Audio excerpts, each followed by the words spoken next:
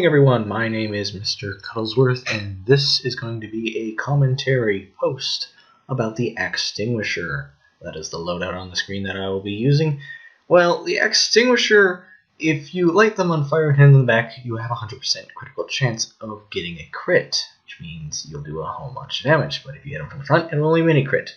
The downside to the Axtinguisher is obvious: 50% reduction when they are not burning, meaning it does a measly amount of damage. Now, the exact numbers of damage: hit them in the butt, you'll do 195 when they're on fire. Hit them in the face, and you will do 88. That means basically a bitch slap. Good amount of damage, but not that much. And if you hit them while they are not on fire from any angle, it'll do 33.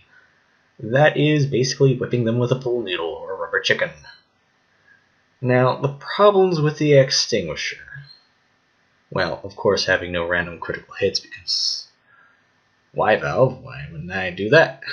Anyways, the problems with these are, if you're going to hit them in the back, you better have a really good luck of hitting them. Now, you see here, these bots are pretty easy to hit, right? Doing a fair amount of damage, and you can usually get away with only that 88 instead of the 90 with the flare gun, which will kill them faster, if you just hold on the flames a little bit longer. You can see that what I've done there. Now, currently, the bots aren't actually moving that fast. You'll notice that they are moving pretty slowly, and individually they're not actually moving at different speeds.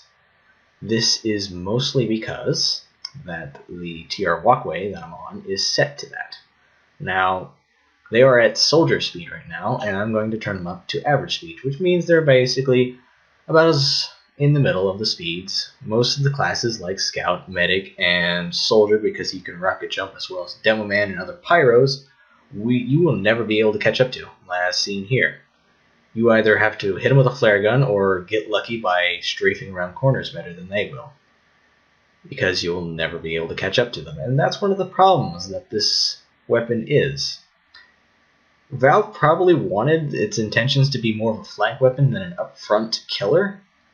Because of that, because of the critting behind mechanic is acting like a spy knife and rewarding you for being a flanking pyro. Now, when you do this, a lot of the times later classes can be killed pretty easily with just one whack of the Axtinguisher. You try running at them after them, you're never going to catch up to them, as you can see there. When you're trying to go for anything, you better be able to move quickly or be able to strafe very easily. Now, if you are trying to attack them from the back, it will kill them fairly quickly, as you can see by that heavy. It only took 2 swings, even if they did turn around. From the front, if you can strafe good enough, as you can see there, you can still kill them from the front, but it takes more hits. Now, if the heavy can actually aim, you will die. You notice I have 1 health. That's because I had God mode on. Now, this is in real life. I am looking around, starting fresh right now. It's going to take a little bit. Now, the next thing I'd like to talk about is the buffs that I would add to this weapon to make it viable once again. The buffs I'm talking about would be just an active speed boost, which would be about 20%. So you could catch up to your enemies if they're trying to run away, or simply catch up to them enough where you'd be able to set them on fire and then hit them with the Axtinguisher before they could turn around. This would be very good and very effective for the weapon, I believe. It would actually give this weapon a place in TF2 rather than just sitting in a corner rusting away. Now, as you know, a lot of Axtinguishers, Australian Axtinguishers, were just simply dropped or just are doomed to sit in someone's backpack for all eternity because of the update causing them to be nerfed so badly. The Axtinguisher used to be the pinnacle of pyros. If you were able to master melee swinging or just the sheer amount of buttons you'd have to mash to actually get pyro to work like this, you'd be able to successfully be able to kill almost everything except for the select few, like the Demo with the charge and his resistances.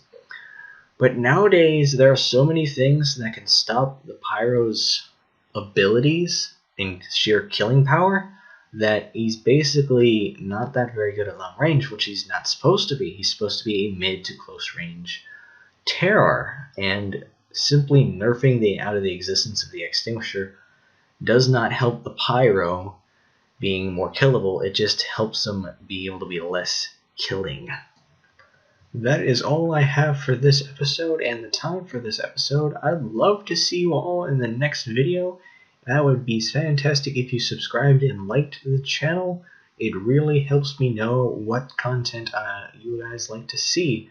And as always, thanks for watching.